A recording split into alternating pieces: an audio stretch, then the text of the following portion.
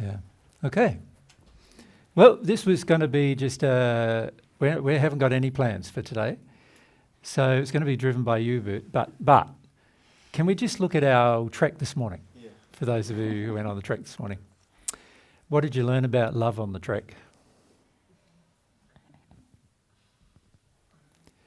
Any ideas? Well, if we we come down there and then we'll pass back, and up here if you just pass back to...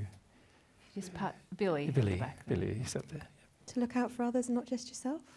Yes, so no, not much care for others in the entire group actually. So that's an interesting thing, isn't it? Like we can talk about love for years, but then you put yourself in a practical situation and instantly all of your addictions kick in. And before you know it, you're not even thinking about anybody else, just thinking about yourself. Some of you are a bit nervous, and the more nervous you become, the more you don't think about others, and so forth. And then, you know, it's so you can see straight away that the advantage of having a practical situation is that straight away you're going to learn some lessons of love that you thought you already knew, but you don't. Yep. If it's not natural to consider others, then you're already in a unloving space. If it's not natural to consider others. If a person who's in a loving space always considers others in all of their decisions, every single decision, what you spend your money on, what you spend your time on, and you consider others in every one of those decisions because every decision you make affects somebody else. Yep. So that's one fundamental way. Now, today there was a number of ways not considering others. There was a lack of modesty on the part of some who weren't aware of their own limitations, and so they put themselves in a position where, you know, the walk was above their ability, and then of course that's not considering others because you just want to be there. You're thinking, but actually you've got to consider others. If it's a group, can you keep up with them? And then there's the opposite to that. The ones of you who went ahead not considering others, we did actually ask the leader to at every junction to stop and wait, but that wasn't considered. And so there's the other side of not considering others. When you have an ability that others don't have, then you want to just engage your own abilities and then forget about how others are or feel about that. Does that make sense? So there's a number of different ways we don't consider others, not just in regard to pushing ahead, but it's also in regard to are we capable of even keeping up? And modesty, which is an aspect of love, requires that you know your own limitations. And then on the other side, care of others requires that you understand the limitations of others. Make sense? Yeah. So thanks, Sam. We were up the back on this side and Billy over this side. Yeah, I find I was breaking other people's free will. I didn't realise I was doing it. I was trying to talk to people and whether they wanted you to talk or not. What we noticed is there's a lot of things that kicked in with regard to your addictions with regard to talking. Mm-hmm. Very few of you are capable of being silent, like for any short period of time even, right? When you're with somebody, you feel you need to engage them.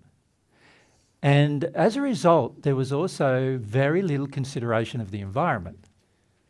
A group like that going through an environment is basically making an impact on all the animals, the birds and everything else. So I bet hardly any of you saw anything. Is that how it is? Other than trees and plants. But sometimes I felt like nobody saw the trees or plants. There was a lot of talk together and there was these magnificent trees, even on the short part that Jesus and I got to go on, but nobody was really present with them. Yeah. So also lack of love of the environment. Very little consideration of the environment, very little consideration of the noise you're making in the environment. You know what I mean? And these kind of things are also aspects of love, where you consider the environment, consider the impact you're having on it while you're going through, but also enjoy the environment. And to do that, a lot of times you have to be silent so you can hear the environment. Does that make sense? But each of you got involved in your own addictions with whoever you were walking with, and that caused you to skip over all of those considerations. Yeah. And also, one point, I nearly hollered, less talk, more walk, because also the more you got engrossed with each other, the slower it seemed you to got. go. Yeah. So it's not about, breaking a land speed record, but equally there's a pace that you need to sort of keep at, and you can still enjoy the nature as you do that. But when everyone gets in their addictions, they have this tendency to sort of slow down or speed up, and none of those things are really considering not only the other people but the environment as well. So we could have just walked up and down some stairs probably, and it would have had the same exercise Impact, yes. exercise effect and the same impact. And that is a shame, because if you haven't got any connection with the environment, then how are you ever going to recover it? How are you ever going to understand it and recover it? We're in desperate need on this planet of having a lot more respect for the environment. But what we find when we go on these walks is almost everybody has no respect for it, no respect for the environment, and also no desire to even connect to it in any way. So that's really interesting. Yeah? We're on this side, yeah? Tim? Yeah. Once I got the message from the back to speed up, then I just went, and that was kind of it. Yeah, remember there were two messages from the back. One was to speed up a bit, because obviously everything was very slow at the beginning. Yeah. And everyone was in their addictions at the beginning too, and speeding up a bit sometimes helps that. But then, on the other hand, there was the other instruction, which was to wait at every crossroad so we know where we're going. And that got ignored. So frequently what happens when and you'll find this in Australia if any of you come to visit and are involved in God's Way in any way, and also if we ever set up a God's Way in Europe or somewhere else, you'll find there's all these ways in which you thought you were loving, and very rapidly, like within usually the first day, usually the first 10 minutes, a lot of things are exposed where you're not loving. Does that make sense? Where you just think, each of you must come to realise that you're all thinking what you think is normal, but that's not what the next door person next to you think is normal. And many of us think, I'm doing the normal thing, but what we're saying to you, the normal thing is not the loving thing anyway, and the loving thing would consider all of these aspects. That makes sense? So that's one reason why we do this, is to get a bit of an idea of a group and how loving it is, in terms of a really sincerely loving or not. Does that make sense? So you all failed. You all had a learning experience. You all had a learning experience, hopefully. But you can see the more loving you become, those kind of things probably wouldn't have occurred, right? Yeah. All of the different parts of it. And also, one of the beautiful things about walking in nature is you're firstly getting some exercise. So you need to get along at enough of a pace where you do get exercise. And then secondly, you also are hopefully connecting to the nature around you. And to do that, like quite often Mary and I will walk for a whole couple of hours and not even talk to each other. We're just like feeling what's going on around us, noticing different things. And if you looked at the trees that we walked through today, very few of them were older than 300 years. There was one we saw right near the end of our walk, which is up by the town itself, which probably would have been around 600 to 800 years old. It was quite a large tree, but it was dying. We didn't get to the woods. Were there bigger trees in the woods? In the woods, in the no, a lot of it regrowth. So it's all been cleared many times before, grown again, and a lot of people think, well, that was a nice sort of wooded walk, but actually it's devoid of a lot of life. And the reason why is because most of the walk was actually regrowth. And the trouble with regrowth is that when you clear out all of the nature out of a landscape, all of the birds, animals, creatures all die. There's nowhere for them to live, and they all eventually die. There's no food, so they all die off of that in that area. And then when the regrowth comes, it takes many years, oftentimes hundreds of years, for the animals and the birds and the creatures to come back. So a situation where you've got some wooded areas, even though it looks maybe more like it's been cared for and more in nature, it's actually far removed from what God intended it to be, because of the problems we engage with regard to the way we handle the environment. The way humans control the environment is very, very impactful on the environment in a destructive manner. Yeah. So you get to see all that too, right, when you're walking around. So I'm not just looking at what's there, I'm also looking at what could be there. Yeah.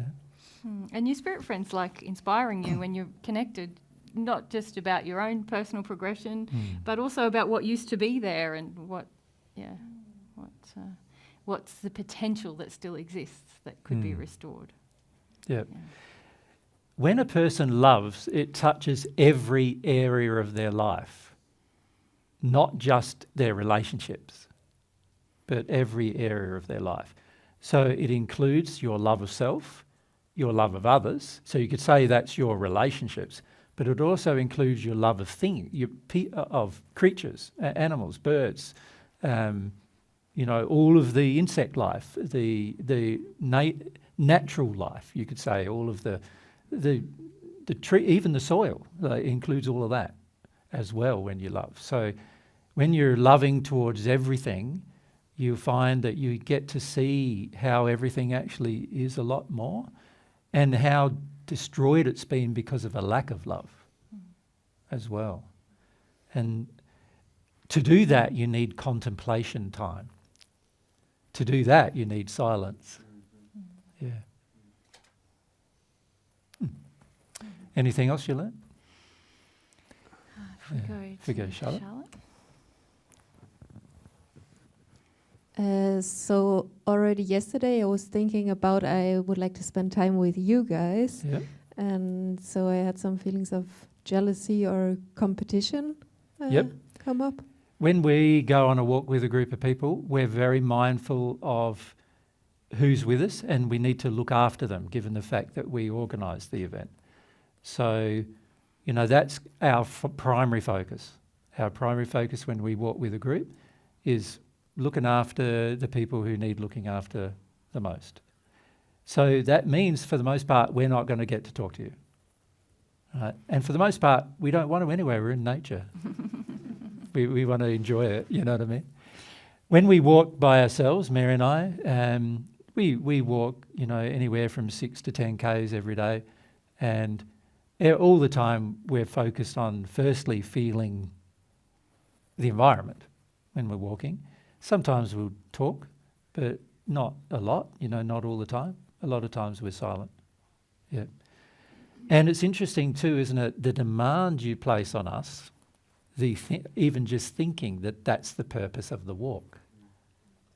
You follow? It's not the purpose of the walk. The purpose of the walk was really for us to see where you're at with regard to love. Yeah. And frequently you're the most unloving with us, which is interesting. You're the most unloving with the very people who are trying to teach you how to love. Right? Now, there are certain things in the spirit world, if that happened, that eventually the spirits would just walk away. If they find you being unloving with them while they're trying to teach you about love, then one of the things they need to teach you is you're not respecting the will of another, or you're not respecting the love of the person who's teaching you. And one of the things that happens there is they just walk away from you. They won't be able to help you. So this is a very important thing. We can't help you if all you do is badger us, push us or demand things from us. The thing we must do under those circumstances is walk away. Just for the sake of love of self. Make sense? Yep. And also, we're quite attracted to people who love others. A lot of you don't notice that, but we often choose to spend a little more time with people who are engaged with loving others. So that was, today it was just that we were walking at the back, but in general, it's quite an attractive quality when you love others. Something to reflect upon as well. Yeah. Yeah. Anything else? Sure. For me, so I was in the middle when at the area where we lost the group. Yeah, and you were in I- the middle group. Yep. I felt that happening, Yeah. and so rather than taking the logical decision, which was to go to the leader and ask him to stop, I went to Mary to ask for if I should do that, Yes. and then we lost the group. So Yeah. Yeah. So it was not logical for my part. Yeah. that's right. No. Checking with, quite often there's a tendency to treat Mary and I like your daddy and mummy. And like, check with daddy and mummy first to see whether that's okay, that kind of thing. But see, if love's in your heart, love would already know what to do, wouldn't it? It would already know the best course of action. And in that case, you already did know the thing to do, didn't you? Yeah. You Yeah, just I was just holding back. didn't want to take responsibility. Yeah. Yeah, partly that, but also partly afraid to get in trouble, Yeah. which yeah. is a big thing for you, isn't it? Yeah. Yora?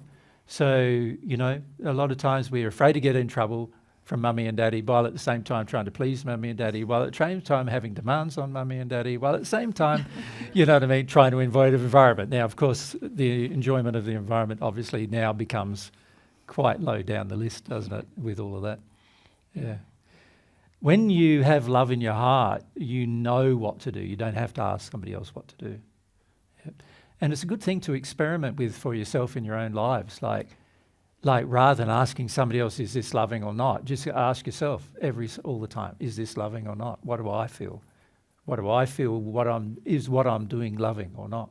Mm. Does that make sense? It's very important in your relationship with God and your like growing your own principled self. Remember the last trip we were here, we talked a lot about living according to principle. If you aren't growing it like a muscle, if you like, checking in all of the time with somebody else actually weakens that muscle.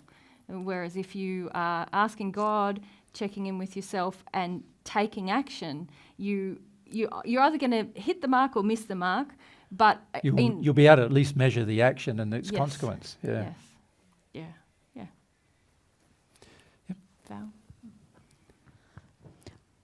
I made the assumption that, which might have been unloving, that anybody lagging behind would call out and sort of say, you know, wait up, Yep. which obviously it didn't because we broke up. But then I noticed towards the end of the walk, that was happening. People were shouting out, wait up, and then the people, wait up, and then Yeah, we'd get yeah, to the yeah. front, and then we'd wait up. Yeah. And that was an improvement to it. But But yeah. that's sort of saying, you see, what I feel is a lot of people are shy, a lot of people are, you know, timid, a lot of people have their own emotional injuries that they obviously not very aware of. So asking a person to speak up, quite frequently you guys don't speak up to others when you know that they might put you down or you're worried they might. And so, you know, there's a whole dynamic going on frequently in a group where there are some people who are usually more, you could say, more outspoken, and then there's others who are more timid. And each of those things are injuries. Obviously, they're not necessarily loving things, but the trouble is that when we're in a situation, whatever standard we have is what we expect them to do. Does that make sense? that's what I did. Yeah, and so this is where we have high assumptions and demands, is that we expect other people to do what we would normally do. So a person who's timid would normally expect everyone to be timid. So with like free will and responsibility to do those things or speak up, it's like, how do I discern what's loving or what's unloving? Because if I infringe on people and start sort of mummying them or saying, oh, you know, I don't know, walk up Go and down. back to Friday of our discussion, Val. Sorry? What did I say Friday morning in our discussion? Oh, well, not necessarily me, but I mean... I'm answering your question, though. Okay. What did I say Friday morning? Was this about not making it personal? No, I Oh, didn't right, say that okay. Friday morning. No, what did you say? I said, Friday morning? how do you learn what's loving? What you feel? No, I didn't say that. Can anyone help? Margaret? Ask God. Ask God. Okay. And how do you know what's loving? By having enough of God's love in your heart to know what's loving. and not talking. I suppose that would help with it. Yeah, well, you know, most of you still don't realise that asking God for love is a practical thing. You're thinking along the lines, well, I've got to work out for myself what's loving or not. No, well, what did I say Friday morning? I said that that's really not going to be possible because most of you have distortions about what's loving or not. So what you think is loving is for somebody to speak up. But what about a person speaking up in an unloving environment? And today's environment was quite unloving. So should they then speak up? Like, you notice I didn't yell out to you at the end to slow down. No, Why is that? you were waiting for us to notice and To work out what's loving, yeah. Okay. So while if I was walking with somebody, I would never, in fact, yell out to them to slow down. Ever. Why? Because it's their free will. If they want to go fast, they can go fast. And I'm happy to go the speed I'm happy to go at, and I don't need you to nurse me on my speed. I'm going to know my limits. I'm going to be modest. I'm going to know my limits. You know, obviously my limits now when I'm 62 is different than my limits when I was 20. And, you know, when I was 20, I could surf all day in the freezing cold water and not worry about it. When I'm 62, surfing all day in the freezing cold water, I feel like, well, I'd like warm water, thank you. You know what I mean? Like, there's limits to, there's also, you learn over time, like back then I was a nut, freezing, I was surfing in 6-degree water, you know, for a whole day and coming out and I couldn't feel most of my body by the end of it. And I'm going, well, that's a bit silly. You don't know whether any of it's been damaged. And one time I was bitten by a shark and I didn't even know. It's just a little shark, but I was bleeding everywhere, and I didn't know. I was so cold, right? I didn't know. And it's only when I get out the water that I saw blood everywhere and everything. Yeah. So, you know, you don't know, right? So, for me, like, the more loving I am with myself and the more loving I am with others, I don't need you to come to do what I'm doing. But I also don't need to do what you're doing. And also, the way I feel about it is my responsibility is to love myself and love others. So rather than point the finger at someone else and say, well, you're not doing the loving thing, so I'm not going to do the loving thing, well, then we're in big trouble, aren't we? That we're in the state that the whole world's in right now. Yeah. If I'm responsible for loving others and I notice that they're not loving themselves, then I point that out. Yeah. But so I did point out to both Margarets we were walking with that they weren't modest. And we had that conversation, didn't we? Yeah. So, you know, and that was good to have a conversation like that because, you know, then you realise, oh, yeah, I'm getting on now in age, you know, and also Tall Margaret, has had a bad accident when she was very young and, you know, had her ankle fused and all sorts of other things. You've got to understand your own limitations in that regard. And if you're not that healthy, you know, you've got to understand your limitations in that regard too. That's a part of love of self, but it's also a part of love of others. Because when you impose your limitations on others, now you're not allowing them to have their free will either, right? They're not allowed to do what they want to do. So for us to walk like today, if some of you wanted to walk ahead and do it fast, to us that's fine, but not if you're the leader who has been asked to direct everyone. Does that make sense? If you're the leader who's been asked to direct everyone, that's no longer fine because now you've lost everyone and nobody else thought to bring a map or hardly anybody thought to bring a map or anything with them, so they didn't know what to do. And it's only my good sense of direction that pointed people in the right direction generally. So, you know, this is why Mary and I usually follow the group right at the end, because we can sort of sort out all those kind of things that happen, because we, to a degree, expect it to be unloving, and then we can help people see where it is. Make sense? Yeah. If we go Chris and then Aaron and then down the front. So can you explain to me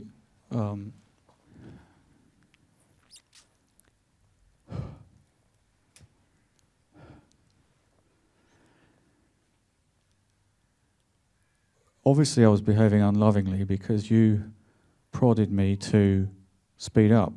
Yep. I wasn't aware that I was being unloving.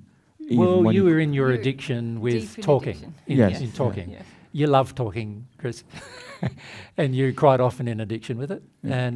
And so you're not aware of what you're doing in that place. The problem with addictions is that you become unaware of yourself. Your addiction is now dominating your behaviour rather than your will dominating your behaviour. You understand that when you're in your addiction, you're really no longer really understanding the exercise of your will, because your will is being used unlovingly in the addiction. Now, I've been really polite with you guys in calling them addictions, right? They're evil loves. They're evil loves. Your addictions are evil loves. So many of you need to start to see, wow, my addictions, many of you have thought of them as, oh yeah, that's just me, or oh yeah, that's not in that important, you know. Oh yeah, I know I make a mistake here and there with my addictions, but you know, everybody does that kind of thinking.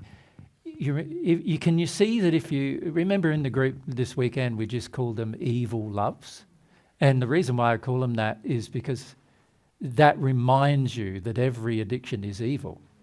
It has an evil undertone in it. It has a way, anything out of harmony with love, God's love I'm talking about now, is evil in its nature to a large degree. And we've got to get to the stage where we see it as such. You're very uninclined to change unless you see it as wrong. Yeah. You see, so for most of us with our addictions, we sort of see them as rights, our right, it's right for us to do it. And we also see it as our right to do it as well, rather than seeing even that attitude in itself is evil, right? So frequently we're not conscious of others. So if Mary and I were walking together by ourselves, but just us, I vary my pace to suit Mary's pace. All right to you. And Mary depending does on the same. One of us sometimes hasn't had much sleep, or we're tired, or has sore hammies Yeah. from doing I've just done something a else. leg workout the day before or something, and so I'm a bit slow that day, the next day, or sometimes just like Mary said, had not much sleep or something like that. There's been times when we've been here where we've had 3 hours sleep in a night. So the next day when we do our 10K walk, we're not like trying to push each other along. And if you feel each other, you can sort of feel, oh, there's the pace, and off you go and hit it. And for yourself, Chris, because we were a ways behind you, it was very obvious that you weren't sensitive to anyone else on the walk. Just you were speaking with somebody. And also you wanted to talk to us specifically. You had the same thing Charlotte mentioned. You wanted to talk to us specifically, and because we were at the end, you wanted to hold back more and more and more. But you were in front of us, and we wanted to be behind you because obviously we want to be the last people there just to make sure everything's fine. And as a result, you weren't aware, but you're stepping further and further and further and further back from the group when you could have just been catching up with the group, and we could have all followed you further. Of course, with the two Margs, that might not have been possible, but you would have been okay with that. Does that make sense? Yeah. Yep. Yep. Aaron? I had the feeling that I just really don't want to take responsibility for anyone else. Yeah. I really don't want to care for anyone else. Yeah. And because it interrupts your life, doesn't it? Like even just on a walk, if I'm walking along at my own pace and whatever, there's me alone and I'm walking along my own pace. But as soon as I add 2 people with me, now if I love, I will take into consideration those 2 people. Now I'm interrupting my life to love them, right? Yeah. The average person doesn't want to do that. This is how we've become so self-absorbed we don't even think of it. Make sense, Aaron? yeah, and You going to say? I even clocked it intellectually. Yep. And I had a little dilemma. Yeah. And then I also had the feeling, Jesus and Mary will take care of it as well. Yeah. Many of you felt that way. And we will, but only because we love. Yep. We like Mary and I, when we're walking just by ourselves, we usually clip along, like, not at a jog, but, you know, as fast as you can walk, pretty much. Yeah. But then when we come across something quite beautiful in the natural We'll environment, stop. we slow down or we stop. we look at it, we feel about it. feel it, you know, and so We notice everything around us as that well. was very obvious. The more people were in their addictions, the less they were even noticing what was around them. Yeah. And like I said, you could have just gone walking in an open field or something and got the same effect. Yeah. Yeah. Yep. Down to Ellis? Yeah.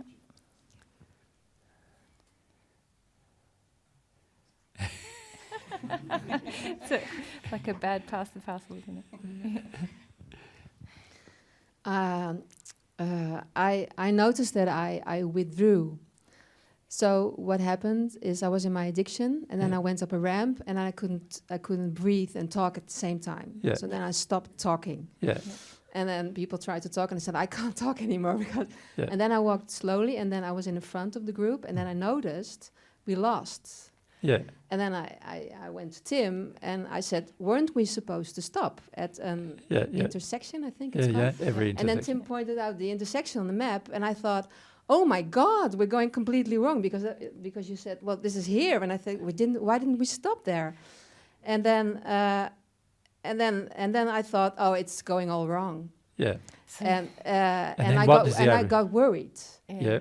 Because I noticed, because we waited for the group, and two of us, you stayed just there, and two of us went back up the hill to see if we could find somebody. Yeah. And then I was calling out, yeah, we found a lot of stuff. And then we went back, and I expressed my concern with Tim that not everybody has the same pace. Yeah. And maybe we should take a different route. And then, well, you said, yeah, it's my bad, and you know, you owned up to something, but I felt very worried and responsible. Mm-hmm. And then there was an intersection, and I know. Then Can I just left the group. But Can we not do the story? no, yeah, I'm sorry. So I left. What's the point? Well, I left the group. You were like, it's too hard. I'm too worried. I'm just going. Yeah, I just withdrew. Yeah. I left the group. Yeah. And these are all common behaviours that an average person has when they feel everything gets too hard, you know, to sort out or something like that. So they just withdraw, you know, like step away. And these are all behaviours that we engage in our day-to-day life that frequently we don't see, you know, that we don't see ourselves doing. But they're all ways in which we choose to not love, you know. But what would have been then the loving thing? Well, you could have decided you weren't responsible for a start. The responsibility in the case of this group was Tim at the front and us at the back. Everyone else wasn't responsible they're only responsible for their own actions. They're not responsible for the group. Because we organised it, we're responsible for the group. So when we're here, for example, we're responsible for the group. So if we notice one of you treating somebody else badly in this kind of environment, we will say something about it, for sure, every single time. Anytime even we get treated badly, there's been times when we've even walked away from a group because we got treated badly. Right? They've all come there to see us talk. We get treated badly, and by an entire group, we will walk away. Right? We're going to look after if it's a venue we've hired, we'll kick everybody out and walk away. But I think there's still opportunity for you to love within that. Obviously, we're the responsible three here, but it's like I'm saying. Yeah, my point wasn't that there wasn't. My point is, you're not responsible for what was happening, so why do you feel responsible? Ah, yes, yeah. That in itself is taking on a responsibility you weren't given. Does that make sense? But I must point out, when we love, we have a habit of saying, these things are going wrong. Can I do personally something about it? But you wouldn't worry about it. Yeah. Would you? That was the problem. Yeah. I got worried. So the fear got so much then that you thought, I'm out, rather than sort of problem solve. You could see a problem. Yeah. I see something unloving's happening. We need to sort it out. we need to make a plan. Because obviously Jay and I weren't there at that stage because Yeah. we were so far behind. We couldn't sort that out. But a number of you tried, like Yora and Shord, and In your tried sort to- of injured ways. Yes. You Yeah. tried. tried to just go, how can I'll run, I'll go back, I'll... try to because I link it didn't up. agree with the plan because the plan was to do another loop, and I thought, well, there are people in the group who can't do the pace. Yeah. Let's go back, and they didn't agree with. I suggested that, and I was just yeah. Yeah, but can you see too, when people don't agree, that's okay, isn't it? They're allowed to not agree. Yeah. Obviously, for us with Tim, it's a bit different because we arranged for him to do certain things. But for everybody else in the group, you're all going to have times when you don't agree, particularly when you have different versions of love in play, right? And when I say different versions of love, that's not the right way of saying it, really. Different versions of evil in play is really the right way of saying it. Because if we all loved in the circumstance, everything would have went very smoothly. Yeah, make sense? But we expect these things not to go smoothly to a degree. But I guess for you, Alice, it's data, isn't it? When there's the potential of conflict, when I think something's right or wrong, what's my tendency? Just bow out. Yeah, and also there's a bit of anger in what you're saying as well. You know, could you feel your anger? And is anger loving? So when you felt annoyed with the people who were sort of going ahead too fast, which some of you felt, is that anger unloving? Yeah. Or is it loving? Yeah. No, it's unloving. It's unloving. So anger always indicates a demand, which is unloving. So what was the demand?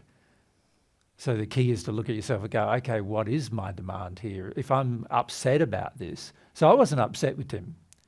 I wasn't upset with anyone who went ahead. I wasn't upset with the two Margarets, as they know, right?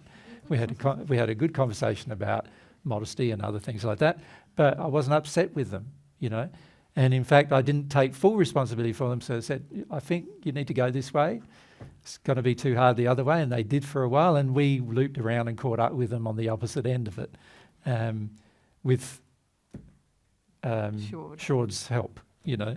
We managed to catch up and find them. But, you know, we made that decision, Mary and I, because they were all loving decisions, but we don't feel upset with you about it. Yeah. So even this conversation I'm having with you, some of you feel, getting told off now, you know, but that's not how we feel. We're just trying to use it as an example of just a simple thing like going for a walk. In a way, guys, You know, I'm not laughing at you, but it is kind of comical. It's kind of funny. Yes. Right? And I did think, I asked Tim to lead the trail, but I probably could have thought a little more about what I know about Tim's injuries, and perhaps, but in a way, it gives Tim a great example of where Learning as well. Yeah. So Yeah. we just. And this is one reason why we do these kind of practical things, is because in God's way, we're doing this every single day. So when we run things in Australia where we're involved in God's way, and that's on the whole, it's 4 to 5 days every week. The group of people who are there, this is what they're getting every day. Every day. And those of you who've been, who's been?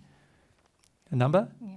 Did you find that? It was every day, yeah. And it's pretty confronting because you sort of, another day, another day. They're still at me about that one thing. Yeah. There I go again, the same thing, And sometimes you get to the stage where you go, I'm afraid to go the next day. What's going to happen the next day?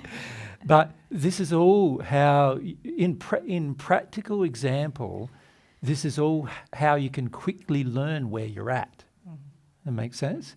And I think all of you who have come have benefited from that experience, yes? In one way or another, Yes.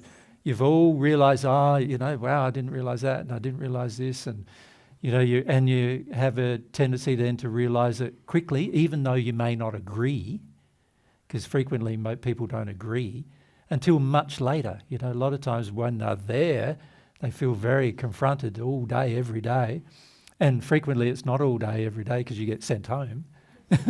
as well. When it comes too untenable to manage, the managers of God's way have been told to send you home. So sometimes you get sent home, and then you go along, and many people who get sent home don't want to come the next day because they're worried about getting sent home again. And then they're worried about, embarrassment of getting sent home every day, that kind of thing as well. But it is a great way of learning what love would do, and then at least becoming aware of what you do versus what love would do. Yeah. Of course, when we receive God's love, we don't need that. But obviously, to help a person become sincere about receiving God's love, at some point, remember we said on Friday, at some point they need to be able to measure the pain of what they're doing that's out of harmony with love. So hopefully the walk today has helped you measure some pain about what you're doing out of harmony with love. Does that make sense? So you can see the different ways in which you are becoming unloving, but you don't realise it. Yeah. And then, of course, you can pray to God about that, you see. And then that gives you the opportunity to work through enough to receive God's love about those matters and therefore change in the way in which you behave. Yeah. Make sense? Anna? I just wonder if you could speak a bit more on those of us who have the injuries of feeling responsible when it's not our need to, because I wasn't even on the walk. And then as soon as I hear from Mary that happened with Tim, I felt responsible for everyone because I hadn't told you that I also knew that Tim had those tendencies. Yeah, well, we which knew is that ridiculous. already. I know, exactly. And it's condescending as well. Life. Yeah. It's very evident. Yeah. And I'm just wondering if that's feelings that you guys have had to work through given your soul condition and your role. And I just can't imagine with that injury knowing that you can help so many people. Like I'm still so in that injury, it just even freaks me out thinking about it. Yeah, one thing to learn is that a part of modesty, one reason why I was talking about it with the two Margarets is part of modesty is understanding your own limitations. Being a person, not God, means automatically you have some limitations. And compared to God, an infinite number of limitations.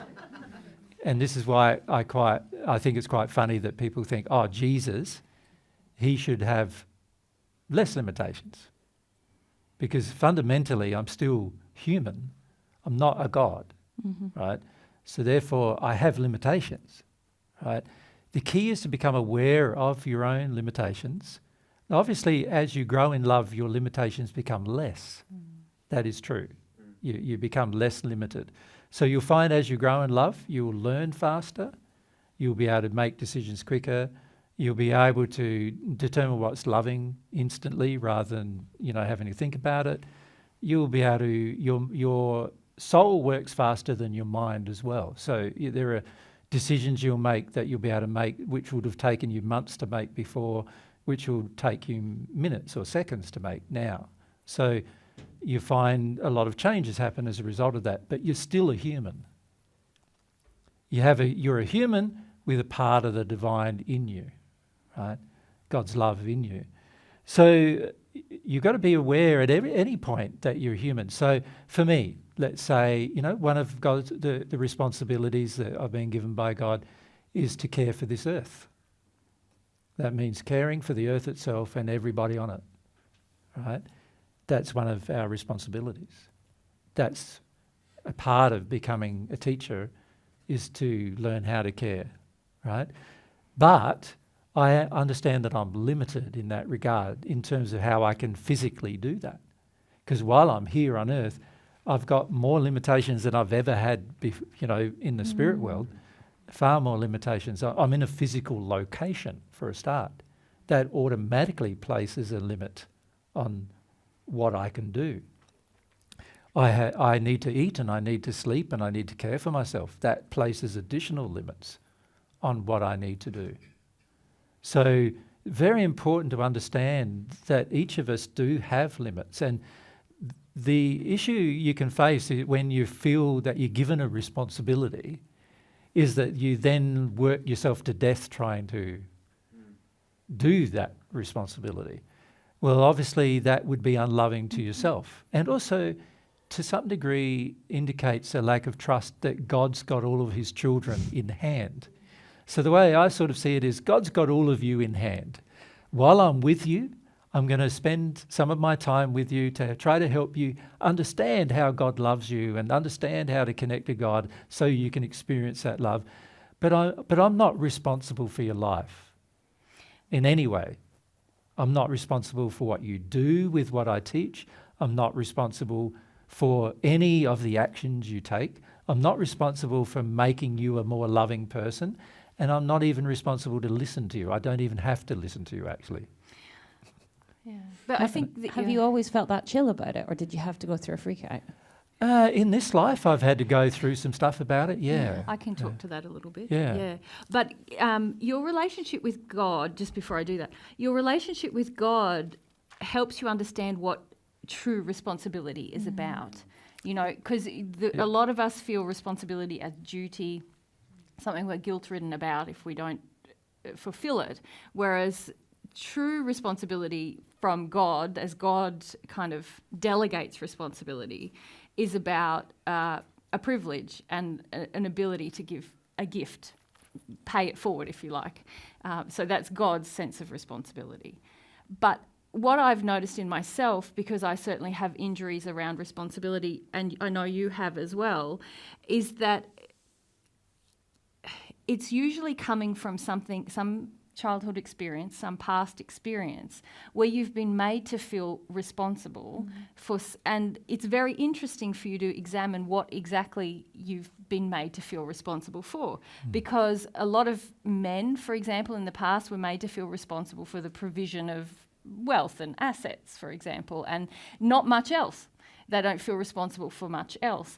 And a lot of them try to fulfill that role in a way that is damaging to themselves or others because they believe that without it, they're worthless. Whereas for myself or for a lot of women, there's a lot of feeling about responsibility for people's emotional well-being.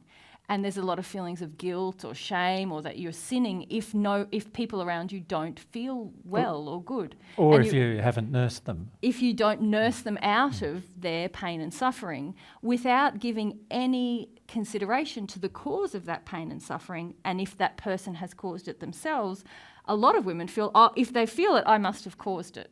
Or at the very least, I must be responsible for taking it away. Otherwise, I'm a failure as a woman. And particularly with your children, right? Yeah. And my experience of that is I'm still working through injuries around responsibility, is that you need to let yourself cry when you feel, don't act in the injury and cry about how you feel when you don't. And that's the only way you gain more information about where it's come from. And the only way you can release it, as long as you involve God in that process, you'll start to have God's opinion about what is your responsibility and how to love others. Because a lot of times when we feel like responsible for people, in whether it's responsible for their physical well-being or their emotional well-being or lots of other things people have been taught they're responsible for, we often think, well, that's what it means to love them when I take responsibility for that. And that's actually almost 99% of the time what we've been taught is wrong. It's not true. And even Jesus and I having a certain responsibility in returning, God didn't put that on us like, well, if you fail, pressure, you're out. You know, there's no deep punishment. It's more seeing that the desire is there, that we want to do that. Okay, and when we reach a certain condition, we can hand that responsibility. So that's very different to what most of us perceive responsibility to be internally at the moment in our sin-based definitions of it. Yeah, and when you don't just have a cry and you act in the panic or the obligation or the guilt, it's hard for me to imagine what that would feel like to receive, but it must be a bit, I don't know. I guess some people like it when you take the responsibility. They do, yeah. Some do, some don't. It just depends on their own history, doesn't it, really? Yeah. But Jesus and I, you'll notice when people try and do that with us, we feel very adverse to it. Yeah. Like it doesn't feel loving, actually. No. It feels quite self-involved and pressuring Yeah. So an example of that is many of you offer to help us when we're at these events. Well, how can you help me? You don't know what to do. You don't know the tech. You don't know the setup we want. You don't know, and many of you have no interest to actually know. The real thing you feel is that you just want to feel like you're a help, which is really an addiction. Like, you're not a help. When you're talking to us while we're trying to set up, you're definitely not a help. You know, we're trying to get a job done, and the best way to do it, there's a good scripture in the Bible that says, you know, don't muzzle the bull while it's threshing. Do you know what that means? It means while the bull's doing something, don't put a muzzle on the thing. You know, let it have its way. Get it to do the job it's doing. And, you know, frequently many of you try to put a muzzle on us one way or the other while we're doing something. You know, and you do that frequently for your own selfish purposes. Right? It's not actually to help. If you really wanted to help, you'd find out all the tech we use, how we use it, how, you know, you'd understand it, you would work it out, you would work out how, you know, we set up a room, why we set up the room that way. You'd work all these things out or want to be taught, and then once you're taught all those things, then you can be a help. But most of you don't even observe what's happening. So, and when you naturally feel drawn to assist, you're often observing what needs to happen, aren't you? Oh, I can see the floor needs mopping. Oh, I can see the... Yeah. But a lot of you don't even have that attitude of even observing what we do when we set up. Yeah. And very few of you contact us ahead of time and say, "Oh, I'd like to learn how to help. I'd like to know what's involved so I can do more." Yeah. It's so usually at the moment, what can I do? Yeah. And usually when it's like, and you'll have seen me on Friday or Thursday, you'll have seen me saying nothing. As I said that to a number of people, nothing. You can't help me, right? And it wasn't to offend them. It was more just a statement of fact. You can't help me when you haven't learned. How can you help somebody? It's like saying to a bricklayer, can I help you lay some bricks? And you have never learned how to do it. He's going to have to slow down and teach you, isn't he? So if he's actually building a house, is it in his interest to slow down to help you when you're saying you want to help him? It doesn't make much logical sense, does it? Is it? What's really helpful for you to get some education. And you may say to him, I'd like to pay you for a day to show me how to lay bricks. And then you can pay for a day and he shows you how to lay bricks. And now tomorrow, can I help you? Now it would mean something, wouldn't it? Can you see that? But again, if you feel God's love, you'd feel all these things. You'd already know all those things. Yeah, this is sort of how love looks in practice. Make sense? Yeah. Yeah. Thanks. Yeah. Tim?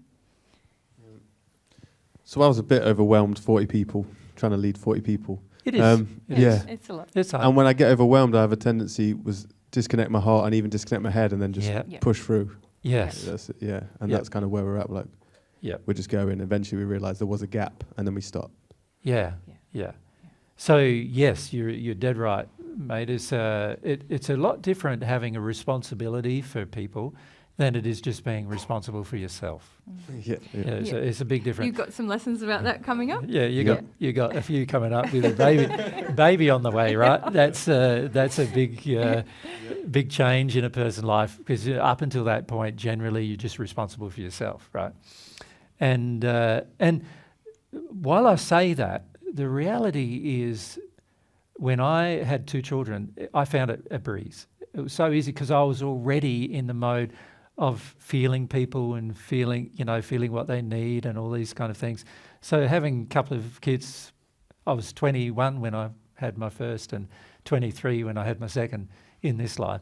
And it was just a breeze for me, because I was already used to caring for others and noticing what they need and already taking responsibility. But the average person, and particularly the average male on earth, particularly nowadays, hasn't had to do that until they're in the situation where you're now in. Well, for a lot of people, it's when they have kids is the first time they think, I need to care for someone other than me. Yeah.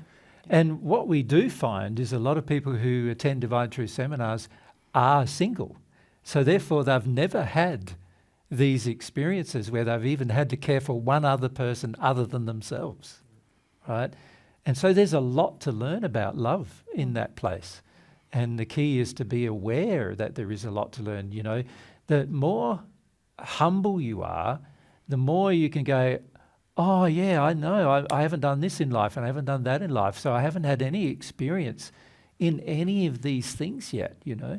And that can be very, very helpful in you being open to being educated by God about what a loving thing would be. That all being said, it's also not loving to yourself to compromise constantly. So when you begin to feel responsible for people, or you feel you take up responsibilities, the average person in that mode starts compromising a lot. Yeah. I felt I wanted to compromise for everyone at once, and that's right. Then I just switch off. That's right. And the trouble is, everybody has different demands. You know, unloving demands. They have different demands. And the problem is, just wait. The problem is when they have these unloving demands, all of those demands come at the person who's generally considered to be like the leader or whatever. Does that make sense? And in the process of that occurring, you have a tendency then to go, right, hook into the people with the highest demands, do what they demand, or many leaders get angry, you know, just get off my back, that kind of thing. It's very difficult to be a leader while at the same time be loving to everybody.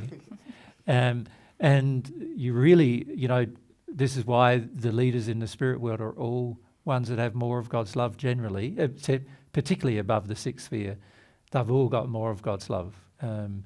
Because to be a leader, to be a leader of a city, you know, there's plenty of my friends in the spirit world who are leaders of cities, you know. And to be a leader of a city, you've got to have a large degree of love for you to take on that role. Yeah. A lot of people that would be Yeah. Yeah. So up to Victoria, yep. Yeah, I went full chatty mode. So I probably chatted to like half the people here. But one good thing was that I saw Maxine, who I haven't seen for. Well, I don't know if I ever saw her, but we interacted a lot on Facebook and stuff. Yeah. And I was like, oh, hi, Maxine. And she was like, oh, you type thing. And I was like, what? And then basically she was like, oh, I remember you. I said, oh, do you remember me? And she was like, yeah, for not good reasons. And I said, what? And I had no idea. And then because she was so honest, she made me... well, not completely honest. No, were you, Maxine? Because you felt angry, but and so it's not completely honest. Yeah. Not honest with yourself, anyway. Because she was partly honest. She helped me to realise how unloving I had been to her. Yeah. And then, like, I saw Courtney later, and I remembered I was unloving to her as well. Can I just stop you, though, for a minute, Victoria? Be very careful of these things, of what you're now saying. Can I say why? Yeah. You're now measuring whether you've been unloving by somebody else's measure that you've been unloving. And that's Maxine's measure. Right? What did we say Friday? Whose I wasn't measure? here on Friday. Whose measure? I wasn't here on Friday. Oh, okay, yeah. Because I was. Okay, I was whose here. measure? God's measure. God's measure. Yeah. Now, you'll find when you both refer to God's measure, you probably find both of you have been unloving to each other, right? And this is the thing, is that when everybody has a habit of comparing their measure of love with somebody else, some person on earth. Does that make sense? And this is not a very good thing to do, because their measure of love will also probably be very distorted, just like yours is, but just in a different direction. Mm-hmm. And so by making the comparison, and when somebody says you've been very unloving, well, I would first have to go, well, okay, by whose measure? You know? And the thing you become more sensitive of, the more God's love you receive, you can feel each person's measure of what love is. So for many of you, you think I'm loving when I give you my time. But sometimes to be loving to you, I need to not give you my time. Does that make sense? And also, many of you think we should keep giving you time. So an example of that is during the week where we're presenting, we often are spending 6 hours with each of you, like in the course of that time. 6 hours, I don't know if you've ever noticed, but for yourself, if ever you've been in the situation where you're talking in front of 100 people for 6 hours, it can already be quite tiring. Well, who's done it for 1 hour? It's quite tiring, yeah. Yeah. Yeah, I'm a teacher, so I'm exhausted by the end of the day, absolutely exhausted. Yeah. So if you look at, and particularly teaching a bunch of very, very resistive people on a subject that they're also very resistive to, is very difficult. Like when you've got a lovely group where everybody's wanting to learn, I can talk to 9 hours straight and come away and still feel like I want to do other things.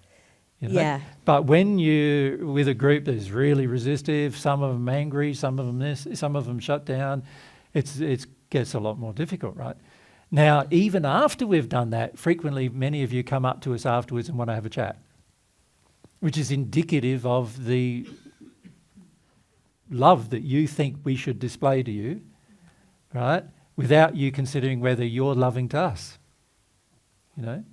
And that frequently happens to us. Like frequently we have, in some events, we have a long lineup of people afterwards, even while we're trying to pack up and all sorts of things, trying to, talk to us here. I just want to say this to you, and I just need to say that to you, and all of those feelings are all unloving. A whole lot of them are all unloving because they're not in accord with understanding the gift that's already been given. Yeah. So the reality is you don't pay to come to our events. You do donate towards them, some of you, not all of you, but some of you donate towards them. But you don't pay to come. We pay for you to come. That's the reality. We have spent so much time organising these events. We spend all the effort and time and energy we have to organise these events. We have paid for you to come. Many of you don't even see it that way. Many of you see, you donated towards it, so now you've paid to come and you've paid for our time. No, you haven't. We're offering a gift, and you at times become more loving and want to help us to provide that gift, which is great. But it's also not a high percentage of people who want to help us in that regard, which is fine because we're providing the gift. But don't expect us to provide another gift after we've just given you one. Do you understand? Like, it's one thing for us to decide to give you a gift, like we're doing today, quite another for you to demand extra time from us than we've already given. Do you see? So, I was going to ask, in the first century, were the disciples like having to like push people away from you? And because in the Bible it says you often like slipped out. You like slipped out, and it's like an escape route, maybe. Well, no, when a situation become unloving for myself, I would generally leave it if I could. And also... That sort of tends to imply that question that the disciples weren't some of the resistive or demanding ones. Yeah. Often they were the worst. Given that, are you guys disciples? I don't know. No, I didn't mean it like that. I don't think I'm a disciple. Yeah. I wasn't trying to put you down. Oh, sorry, Mary. I sort of view you like disciples. You trying to learn what we're trying to teach. Disciple means taught one. Yeah, so... but hopefully you're being taught. We most definitely are.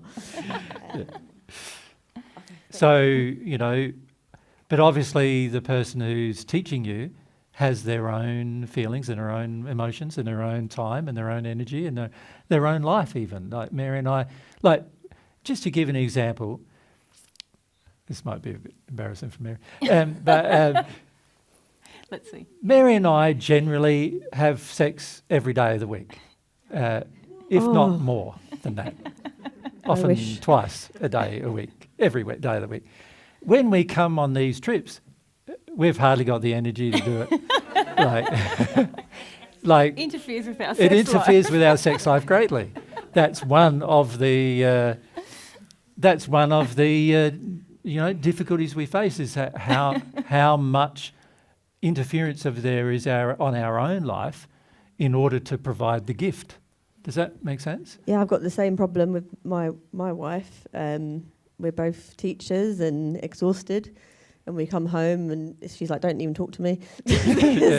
Tired, exhausted, and I'm probably a bit more like.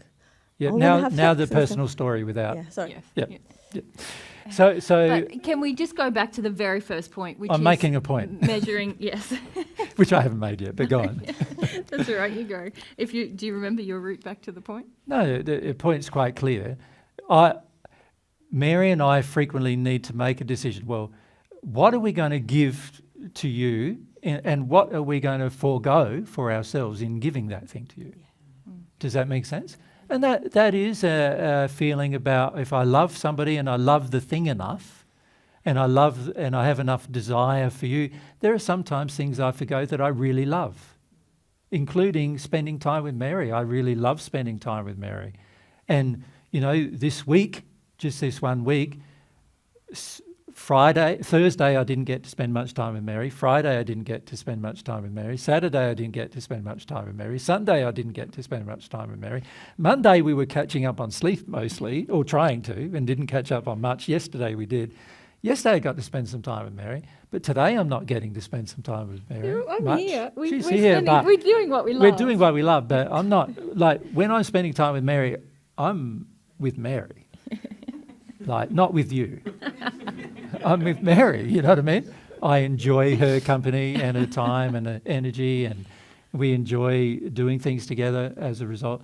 But, so we got to, love says, well, how are you going to balance all that? How are you going to, balance all of that out?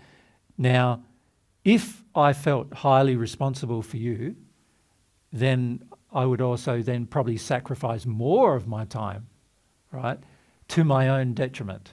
Well, that's what actually happened on That's what happened last trip. Through my injuries, we sacrificed a lot more time. Yeah. Because I wanted to give everyone what they wanted, rather than to love everyone, including ourselves. Yeah, and we didn't even get enough sleep as a result, or enough, we were moving from place to place. We had 3-day events for the most part every week, and that's really for us a 5-day event, because you've got a set-up day, a pack-up day. Afterwards, we've got to repack all of our gear, and then we've got to move as well, copy all the data, move. So, for example of that this week, every night after I got back from teaching you, I spent 3 hours on the computer unloading our data, every single night, right? So besides coming early, setting up, doing the teaching, I go home and we're both still working at home for another 3 hours. So we've got to consider all that as a part of an act of love of self. And so we get to the stage where we go, okay, what's my capacity? And this is where modesty comes in, which we were talking about on the trip, on the walk. What's my capacity to do? How far can I go without it now becoming a chore or becoming a difficulty on my part to do it? And also, in the case of us, we've got to consider, well, we want to share some truths with you, but it's not our responsibility to do them. That's yours. It's not our responsibility to be your cult leaders. We're not cult leaders. Get out of your head that we are. Many of you are drawn to us initially thinking we're going to be, even, and thinking we're going to somehow guide your personal life and make all these suggestions to you and what you're going to do with your life and how you're going to live your life. That we have no intention to ever do that, right? Mary and I like living our quiet life. In the spirit world, there's many, many times when we have the only sphere and we have it all to ourselves.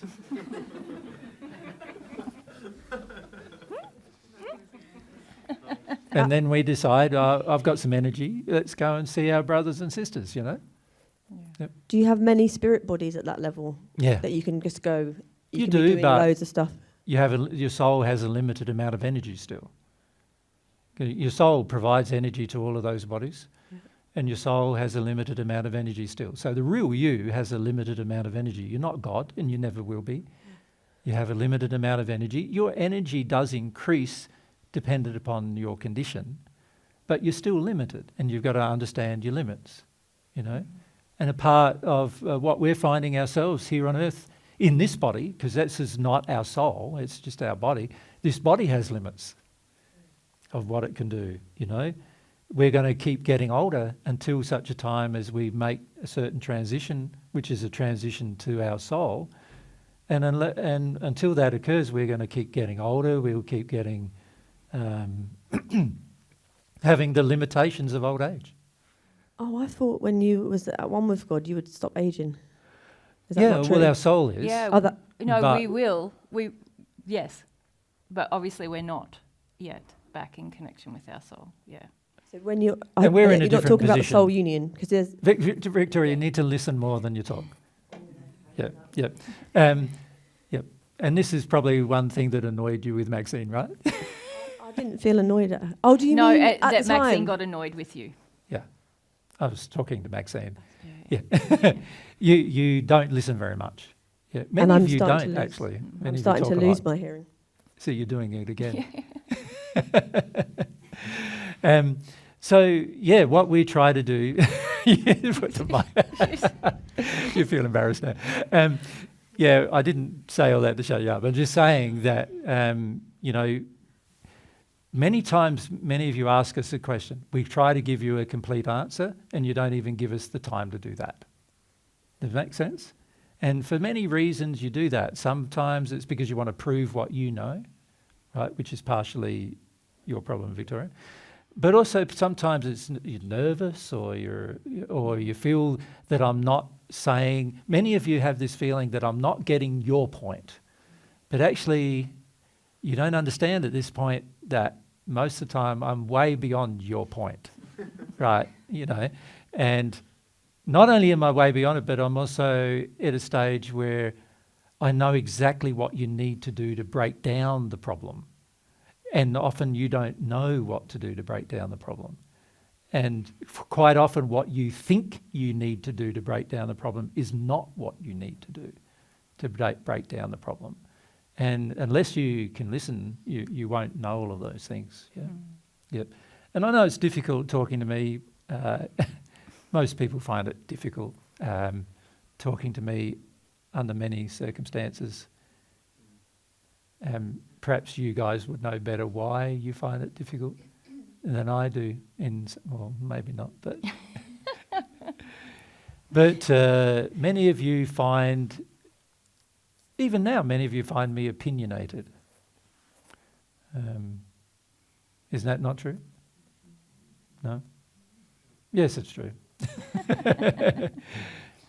And you don't realise I'm here in front of you in a teaching role. Under normal circumstances, if you were just in my company and we were home having a chat, I'm not here in front of you as a teaching role. For me, a teaching role is different than just being my normal self with people. Yeah? Although a large part of who we are is a teacher, but that's why I've been given certain names about being a teacher. Yeah, but learning to listen with regard to truth is a very important aspect of growth. Yep. You don't need to prove to me what you know. There's a very large probability in every case that I already know what you know. Not that I already know what you know. I'm saying that I already know, I can feel from you what you know. Does that make sense? But I don't mean that I know what you know. I mean that I can feel from you exactly what you do know. And so, and you will find the same ability will occur as you do what? Receive God's love. Receive God's love. Yeah. And also your interaction with Maxine will change. The more Maxine and the more you receive God's love. That's right. But the very first answer to your very first question was, well, your first comment, you didn't really pose a question. I don't know if you were getting to one, but was about not taking Maxine's definition of love as God's definition of love, essentially. Yeah. And this is very important, Victoria. You have a habit of doing one or the other. Like your definition of love is God's or the other person's is God's, but not actually both parties assessing what is God's definition of love in the circumstance. Yeah. That's when you get to be really friends with people, is when you're both seeking God's definition of love all the time. Yeah. It's really nice. Yeah. It's really nice. Yeah. Until then, it's like everyone you meet's almost like an acquaintance in a way. Many of you are our acquaintances. We know you. We haven't got to know you on a personal level yet for all sorts of reasons. But one of the main ones is we don't agree with regard to what love is yet. Do you understand that? Like, you and I don't agree on what love is. You know? And you'll actually find that you don't agree with God on what love is either, to a large degree. And the key is the more you agree, the more you'll find our company and us find your company seamless. In other words, like just old friends meeting. As soon as you catch up again, it's just like another old friend meeting again, and off you go again having chats. And you don't think about it so much under those circumstances because you're both in harmony with God with regard to what love would do. And even before then, even if you're both just seeking it, there's a real capacity for more intimacy in a friendship.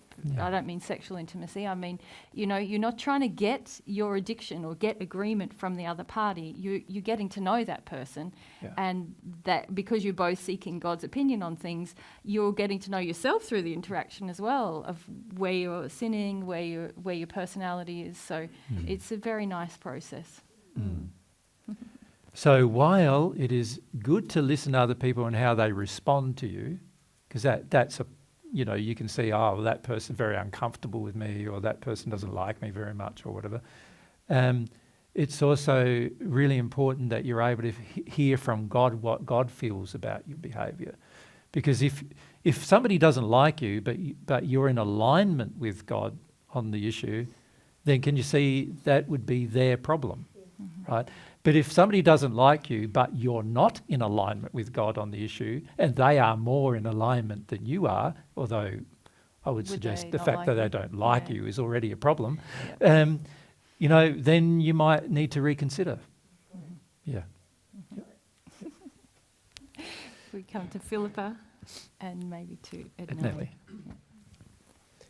That's just got me thinking, how do we get to know other people without being in all this addiction? Because I noticed for me, I was walking along and there were some people that I knew, so I was talking about, you know, trying to know a bit more about their life and what's been going on and how they've been the last few days.